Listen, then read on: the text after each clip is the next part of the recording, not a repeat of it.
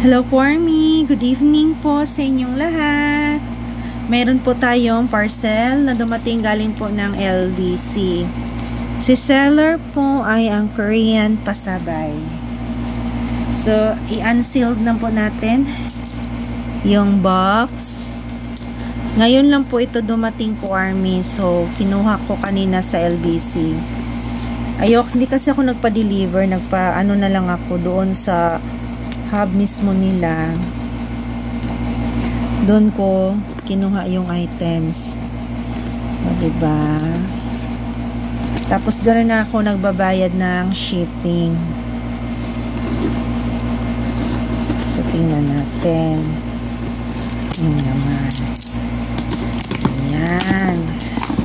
Oh my gosh. May foodie pala to, Army. Ayan po. May foodie, may tumbler pala. So, tingnan natin isa-isa yung mga items. Aside natin yung box. First box is isang pack na Jin ramen. Mild, okay? Jin ramen. Oh, wow. Nabili ko. So, 5 pack to.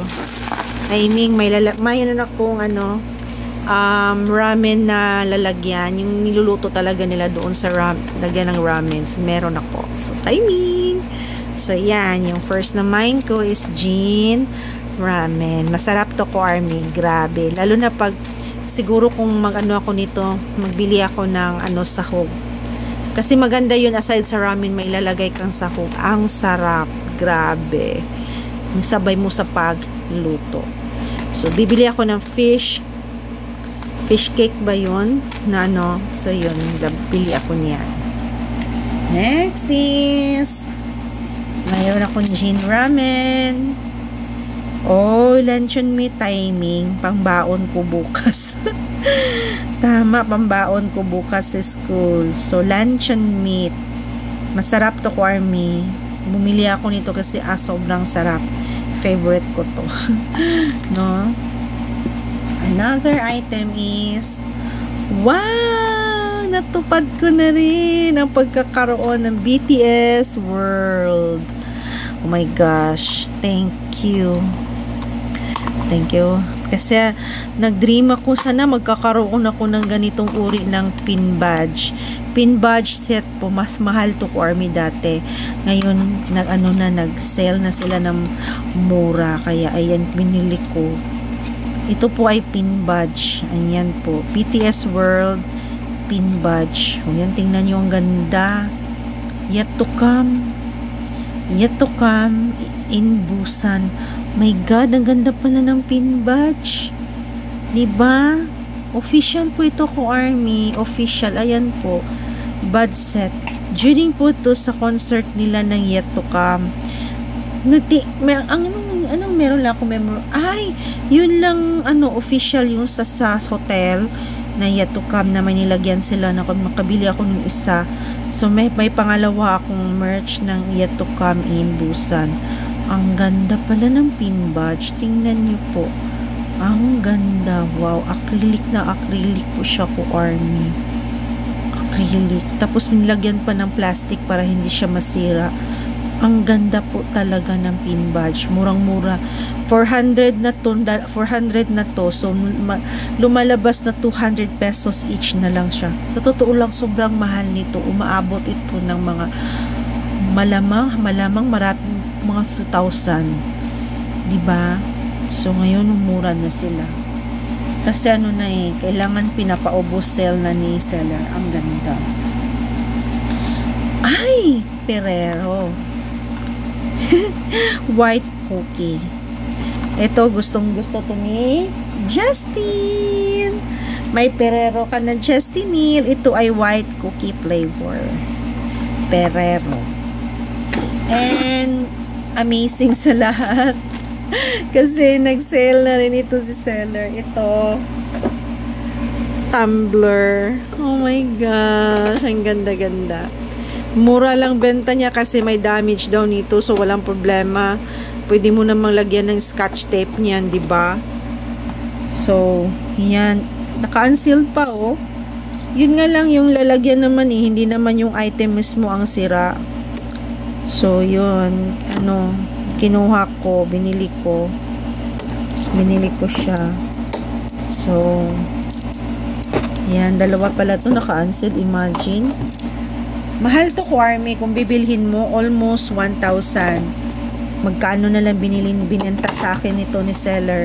350. Yung mahal-mahal nito, Diyos ko. Ito po ay summertime dozy tumbler. Diba? Pang cold lang to, Kuarmy. Hindi siya pwede sa hot. So, ayan po. Ang ganda. Wow. Diba? Ganda. May glitter pa siya. Kala ko hindi na ako makabili nito. My goodness. Dream come true to. Oh, glitter ni glitter. Diba, lagyan mo ng malamig na water. Di timing, mayroon ako na bili na juice. Lagyan ng ice. Tapos may straw. Wow, perfect. Tingnan nyo. Ang ganda.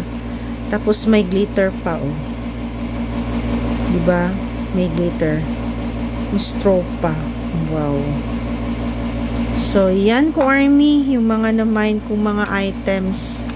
Ito yung laman ng box. O, diba? Kaya pala siya mabigat, Kuarmy, kasi may isang pack ako ng Jin ramen. Tapos, mayroon akong glitter na Koya tumbler. Tapos, may pepero cookie, pin badge, and of course, luncheon meat. Okay? So, yun, Kuarmy. Ang bait nito ni seller, Kuarmy, sa totoo lang. Alam nyo, siniship na hindi ko pa nabayad yung items. Nagulat na lang ako, binigyan niya ako ng resibo, sabi niya. Sis, eto na, siniship ko na. Kasi para masabay na lahat. Oh my God, hindi pa ako nakapag fully paid. Nag-ship na siya. So, ganun talaga, Kuya Army, kapag ikaw ay parang totoo kang seller, buyer, hindi ka nang bubugos. Nag-create talaga ng trust yung mga seller sa'yo. Lalo na kinukuha mo lahat yung item. Kahit matagal na yung umaabot ako ng 1 month na hindi ko nakuha yung item, still siniship na nila. Ganun sila ka-trust sa akin. So, hindi ko talaga i-broken yung trust nila sa akin. Diba? Para ganun yun, yung talagang alam na alam nila, ito hindi talaga to bubus. Bibili talaga to sa mga items. See? So, yun po, Kuarmy. Pinapahalagan ko po yung mga seller ko kasi sila yung legit, tapos talagang masakit naman na ibubugos mo, kawawa naman, diba? So, yun po. Thankful po ako. Thank you so much, seller, sa trust po. Oy, thank you talaga sa trust po, seller. Korean Pasabay. Nandyan po sila sa FB page. Korean Pasabay. Okay, so search nyo lang po sa FB. Legit po yung mga items nila. Official. Okay?